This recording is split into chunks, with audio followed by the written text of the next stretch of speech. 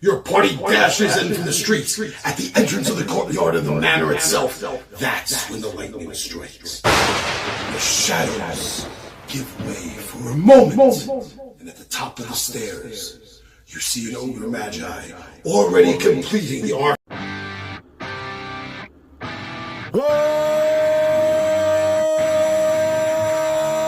What's up, nerds and nerdettes and wee little nerdlings all? It's your buddy Johnny G for 2 Gun Pixie presents Legendary Gaming. Alright, my friends, so this is a little bit odd. This is actually Thursday night before Saturday's game, and I'm going to start setting up now because this second part of the Death Lords of Vecna, I don't have mapped out. I know what I want, and I know where I sort of want it. I don't actually have a map drawn out for this. So I'm going to be getting to play around with some stuff. And also, I'm going to be using pretty much exclusively my Warlock collection of stuff. And it's going to start off...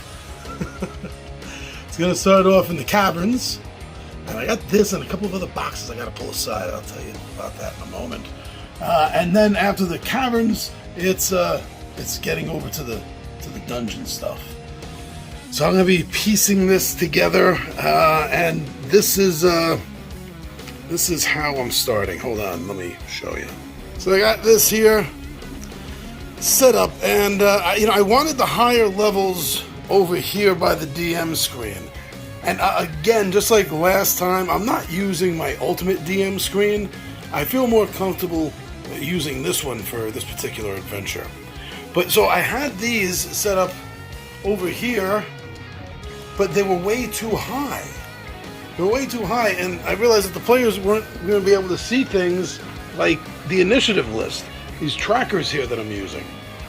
So I decided to relocate it and put it over here. So this is what I know so far to start with. The cavern section is going to be going from here. This was the entrance. This was the entrance from part 1.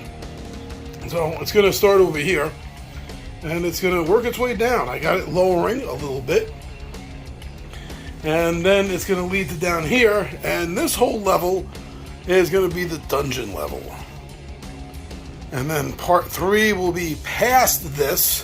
In another couple of weeks, we'll hit part 3, and that's going to be more caverns again. So let's see. This is my starting point. I got a table pulled aside. Probably going to need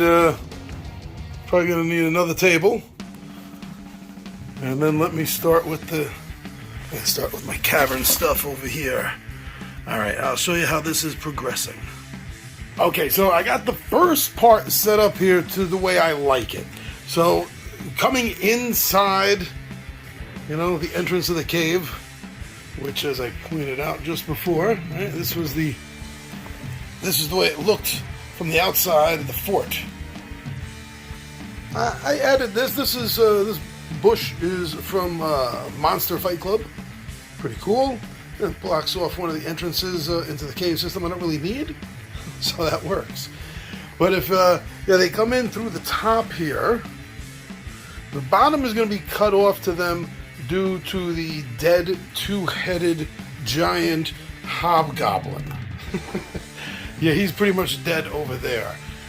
This entrance part right there, he's going to have that blocked. So that pretty much leaves just the main entrance right here for them to jump down into and enter. And it's going to lead them into here. And there's going to be a few stragglers, to soften them up a little bit. And now I'm about to add this level here of the cavern system. And the little stone staircase is going to come down from there into over here. And then everything else down here later. I'll get to this starting tomorrow. This level here is all going to be dungeon stuff. But this is what I got so far. And this is what I have left from just one box of my cavern set. All right, let's see how this continues. I gotta go get the stairs and ladders set.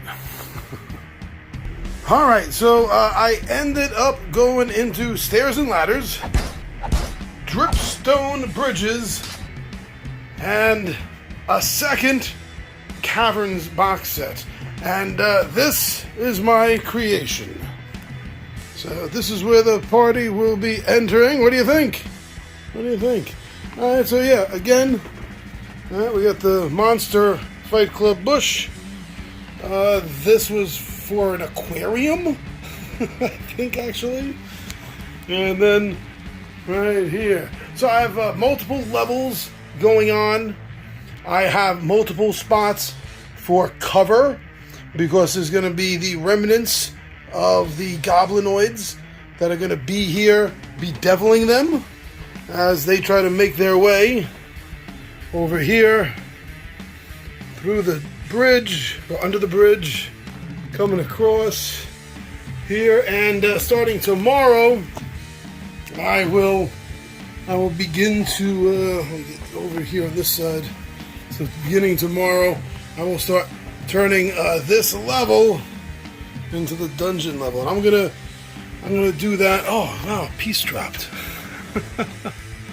All right. Now, yeah, as you can see, this is where everything's going to go down over here. I guess I'm going to use stairs. I got ladders as an options also. We'll see. We'll see what I'm going to end up doing. But that's it for right now. That's the way it looks. What do you think? Think I did a good enough job? Think this looks nice? I think this looks awesome. This is one of my best builds yet. Alright, just wait till I get to the dungeon level next. Alright, hold on. Alright, quick little update. It's Friday morning. I've been up since like 5 o'clock. I wanted to get as much chores done as I could possibly here. Housework going, so I could dedicate time to building here. And I had to add something. So before I get started on the dungeon build today, I just want to show you that I had a thought, I had an idea, and well, I'll just show you. There. Okay, so I went into the stalactites and stalagmites expansion for the Caverns Center, and the reason for that is because I knew my players were going to ask where the ceiling is in here. So I'm using these pieces to let them know exactly where the ceiling is. These are not points that can be stood on. This is the actual ceiling from the inside of the cavern system that this leads into. And then the rest of this, you just have to imagine the rest of this is all like a mountainside. And that's just the entrance to it. And also from the stalagmites and stalagmites, I added that little archway there. I thought that'd be a nice little visual touch, seeing that in. Oh yeah, and also this pillar here. This pillar here is also from that set. And that's it. Yeah, so I just wanted, when they ask where the ceiling is, how high this is, I wanted them to be able to know. So yeah, that's everything so far. So yeah, I'm gonna get started on figuring out how to do this modular style dungeon set. I want it to be modular. I want them to be able to walk into a corridor or a room, and then I place it down for them. So let's see. Wish me luck. So the first step is I wanted to get the mat down. So now this covers up the little gaps that I had in between the risers, giving me maximum space. I also wanted to take now. The mat is there's battle systems. There's a battle systems gridded map. There's actually 4 of them because I couldn't get just 1 or 2 to fit. So I got them overlapping, but that's fine because once we get the tiles down, we won't notice the little bit of bumping here. Now, from Amazon, I had gotten these printed volcanic walls, rock walls. So I'm going to use these, as you can see here, just to show this is the breaking line. So nothing on this mat is going to be going past that. All right, now the tough part is figuring out the dungeon tiles. Let's see what I can do. All right, so in the past, I've toyed around with the dungeon sets. since I got them, even though I haven't actually used them yet. I wanted to play around with them. And it's been my determination that it seems that more or less you could say that one box, you can build the amount of space on a table equal to the size of one box. Just about, more or less. So my assumption, I'm going into this thinking I'm going to need five out of my 10 boxes of the full height stone wall dungeons. So let's see. Oh, also, in order to get down from this spot here, I'm thinking about using my monster scenery rock hills. It's really cool. I hope that works. All right, let me see if I can put this together and what works. Oh, all right, I'm going to take a break for lunch. And this is everything that I got set up so far. This dungeon level here is going to be a little bit of fighting with some animated armors. But basically, the goblinoids have pulled back. They realize that the Death Lords of Vecna are down, crawling down their throat here. So they've backed out and they've just activated all their traps. And they've retreated to what will be part 3 of the adventure in the actual deep catacombs where they've been doing all their experiments. So this is it exactly so far. So yeah, we got these traps right here, the flamethrower traps. We got the death sickle traps. This is a secret door. All right, so this is going to be down there. And when they discover that it's a secret door, we can flip this open like it's supposed to open. Just a little tight. There we go. There we go. So then they will find the secret door. And I will get it back. There we go. They find the secret door. They get to go through. And this is a covered pit trap, so they're not going to see that it's there. First person that falls through will, obviously let them know. And if they try to jump it, there's a buzzsaw trap that is going to activate if they try to jump it. Going through the door here, they're going to find this corridor. And when they get up to the first torch, this metal ball, this steel sphere is going to fall and animate rolling towards them as if it was down a hill. When they get past this scone, this wall torch, then the exit door is going to be cut off with that falling block. Hopefully this will then come along and crush everyone. That's really cool.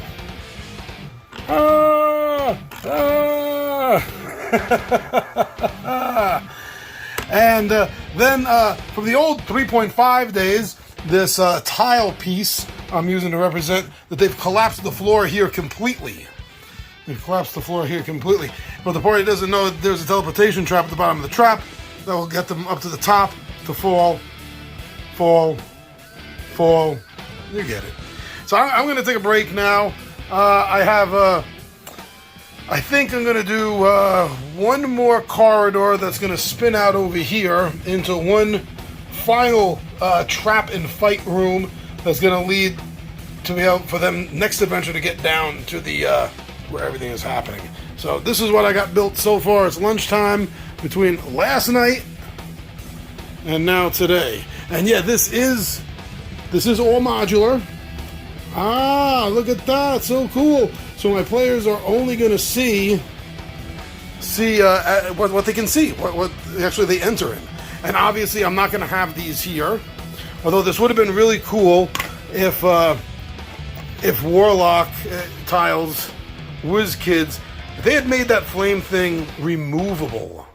So all you see is this Buddha statue, and then when you go by it, the DM can put the flame in and say, "Ha ha! Give me a reflex save." Okay. Love that gate. Okay, so yeah, this is... Oh, that sickle fell. Sickles are very... obviously, yeah, like I said, none of these traps are going to be here. When they get up to the appropriate place, I'm going to place them out. But yeah, that's the way it all looks for right now. Pretty cool, huh? All right, let's see what I can do after lunch. Alright, so I've been at it most of the day. I think I figured this out. I think I've already become a pretty good hand at making the dungeon modular with the Warlock stuff.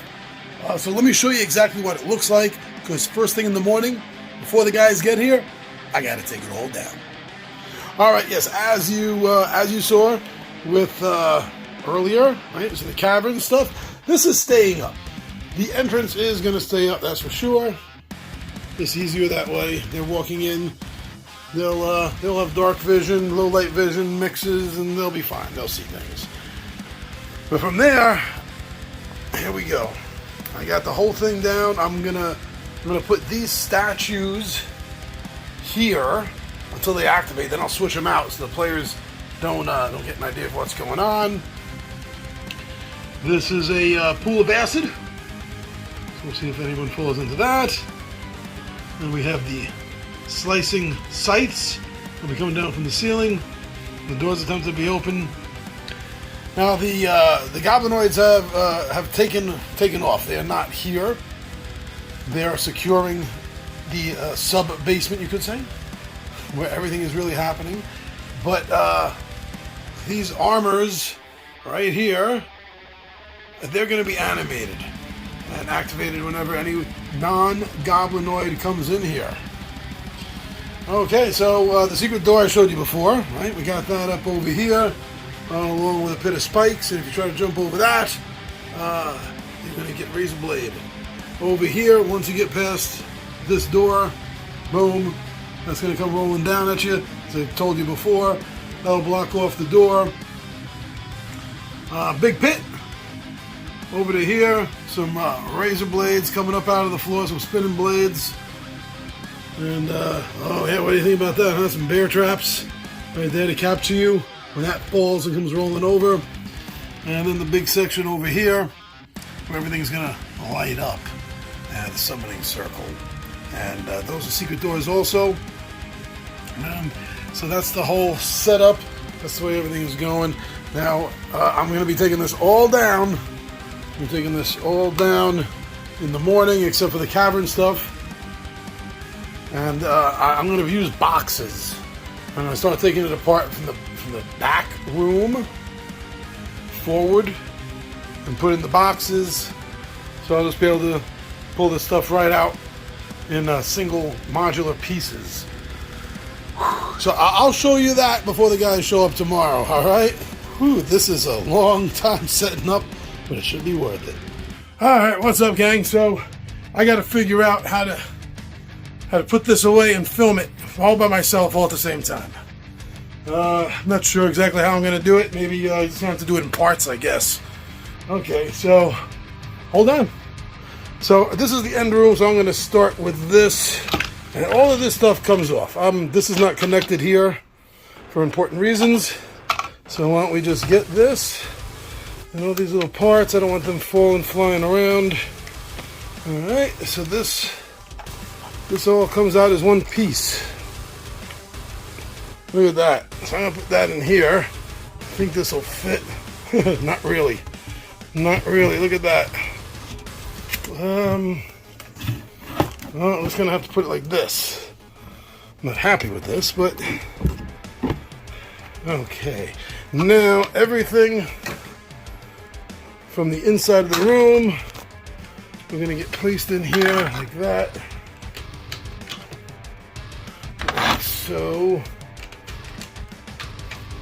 Like so. And that. So, the room itself is containing everything that it needs to contain in it. So, the next thing, working backwards, is this corridor. I'm not going to bother really taking everything out because it's pretty secure in here with the tight walls. So let me just take this, put this over here, I guess, like that. All right, this tiny little room, the way that separates, right? Look cool, looking cool. When you're building like this to be modular, these singular pillars are the most important thing, and you're going to run out of them. I got so many of them, thankfully, on eBay. I'm going to take that out because they don't notice that. That's a fake floor. And it's just like paper mache kind of thing. And then that's they're gonna fall into that. So let's take this, put this in here. And actually I want to be careful. Because the other one's longer. Okay, so this, then we can get this dice tower out of here for now. There we go. Crawl! So now this is also one piece. So let me just get the ball out of the way. Like that. And I can pick this up like so. We can move this in here, and it too does not really fit. And there goes the ball. Doing what it's supposed to do. Oh, I lost the torch. Okay, that's not that big of a deal. Don't worry about the torch later. Now this comes right off like so. There's the secret door. I'm going to put this a little bit more secure out of the way for right now. And then this whole piece will move independently. Ooh. Just like that, okay.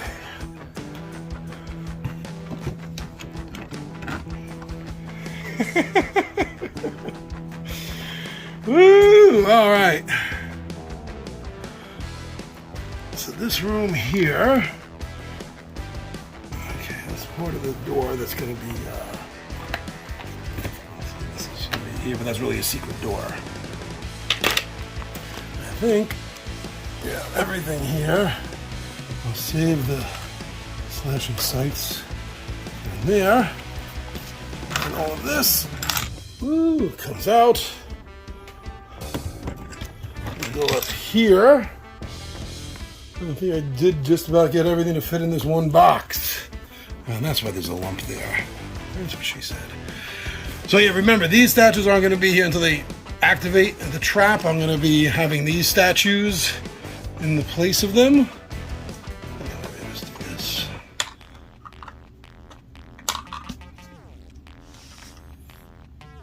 And like so. And I'll grab this. One-handed was the best way to do it. And it's like, ooh, not liking that. Okay, hold on.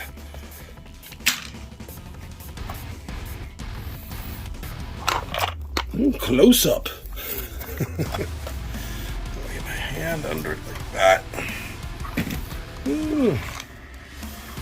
Okay, let me better secure where everything is here. Last piece that I got to get in.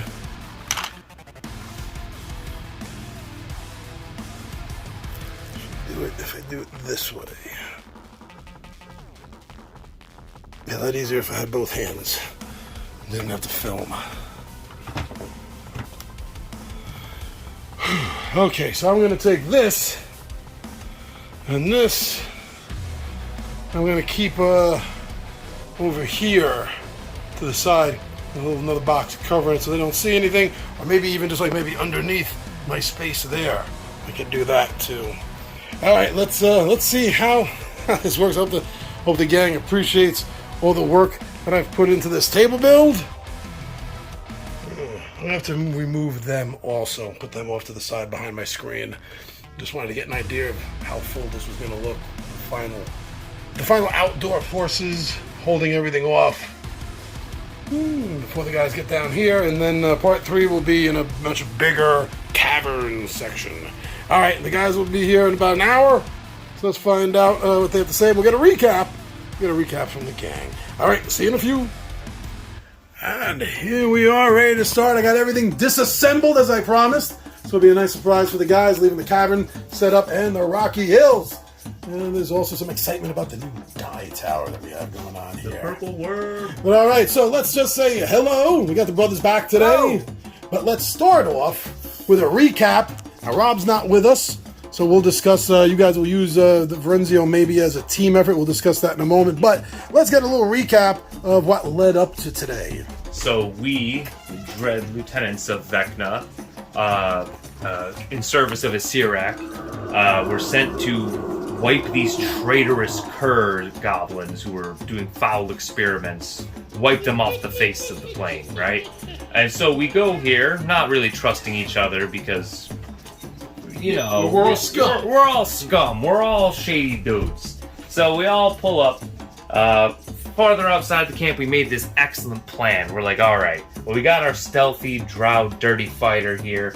And so I'm in it for the blood and the murder as a goblin barbarian, former paladin of slaughter, werewolf guy. I just want blood. So I was like, okay, I'm not stealthy. We have our shapeshifter who's stealthy, but we figure a good plan is send our drow, do a little sneak attack off to the side. We'll pretend we're coming in to be of service to this new goblin tribe who's disguised. Well, I'm obviously a goblin, or shapeshifter disguises himself as a goblin, and our mind controller ends up being able to disguise himself as a goblin.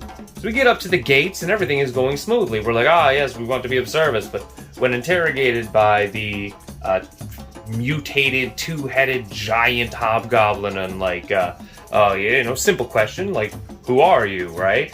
And I, Murgok, not famous for his intelligence, simply said, yes, my name is Murgok. And then of course they said, you're that murderous asshole who's loyal to Vecna, so we're going to have to kill you all now. So the beautiful, well-laid plan goes to hell in a handbasket immediately. So fight breaks out. Thankfully, I only took one crit to the face from that mutant hobgoblin before he was mind-controlled, and we sent him to work on the rest of the goblins in the camp. Our drow still... Well, fortunately, no one knew I was even there, so I didn't take any hits until I got in there. But that's... As these guys are fighting in the middle of the courtyard of this fortress, basically our mind control guy finally gets an idea, and he takes control of the two-headed hobgoblin, who proceeded to goblin smash everyone in his immediate area while screaming, "Help me! I'm being controlled! Help me! It's not my fault!" I forgot about that. That was funny. And then finally we had to shut him up because he was like, "Yo, stop talking!" And he's like, "Ah!" He's like crying as he's mashing his comrades left and right. The fight was going decently well, at least for me, until the blues. Those mutated goblins. Rotten little psionic blue goblins. One of them was a telekinetic. And in the middle of this field, just as a random piece, Judd had laid out a battering ram. A sick battering ram. Just minding its own business. Well, all of a sudden, that battering ram kind of comes to life and starts getting it starts mashing into us, or those in the main field, messing up pretty badly, actually, taking a lot of damage. And then eventually we found out it was like, that motherfucker. That killed. We killed one of the two. Yeah, but the other one has that teleportation wit. You killed the telepath. The E-locator's still alive. Yeah, right. The guy that can move the stuff is still alive. And after the battle was going very south for them, once our dirty fighter breaches the palisade and starts killing the hobgoblin archers, they kind of see the tide of battle turning the other way, so they all retreat back into the mountain. So we're left standing there, bloodied corpses everywhere. I bite one of the retreating goblins that couldn't make it to the mountain. He ran out of the fort to try to infect him, to maybe get him as a minion or something later in the future, and let him escape. And so we're standing there with our still mind-controlled two-headed hobgoblin. Two-headed hobgoblin. I think we had like two other goblins. Like one was an archer, and I forget what the other one was. But we had like two other people like under mind control.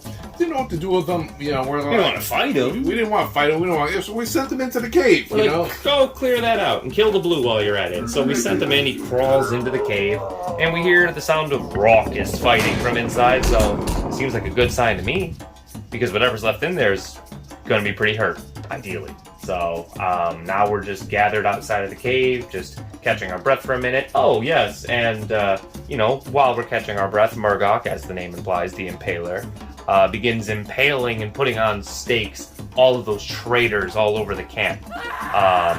Even some of the ones that we knocked out or were asleep, so they woke up with an awful, nasty surprise. So now we're ready to get in there and start. Well, Shapeshifter already went ahead of us because he just morphed himself into one of the goblins. He just kind of walked in there. I know I was right behind him, about to go in, and Kyle was too busy home decorating. Yeah, I had so much creative energy with all of this wonderful material around.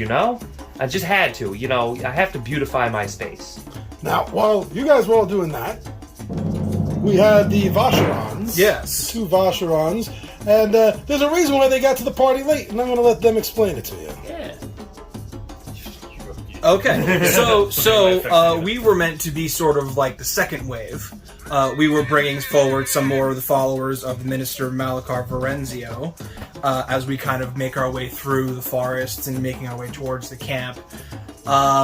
They start to carve these grotesque images on themselves, and the warlock's looking, and I'm looking, and we're watching them do this, and they start to carve not what looks like images of Vecna, but images from the minister himself. So it's less about worship of Vecna and more about, is this cultist worship of the minister himself? Is this something that they've had planned all along? So this is where we're at, where we're just witnessing them do these horrific, heinous self-mutilations on their own. And we're unsure as to exactly where this is panning out. They were meant to be our extra fighting force to put down this heretical band, but now They were supposed to set up rituals. Yes. To cancel the powers of the goblins' religion. But what religion are they following? But now we don't know what they're even... What are they doing? Is it heresy? Is it... Well, we don't know. We don't know. So this just further plants the seed of some distrust potentially between what exactly is going on here. So as the game begins and you're going through the bodies, you are collecting goods, healing potions, and stuff like that. That is when you hear a clarion call at the front gates, and you see the last 2 lieutenants, the Vacherons, who appear. And they are bringing with them, as stated, about a dozen of Minister Malachar's believers, who immediately begin setting up this entire campsite as a ritual site. And that is where we're going to begin part 2 of 3. You guys ready? Let's go. Heck yeah.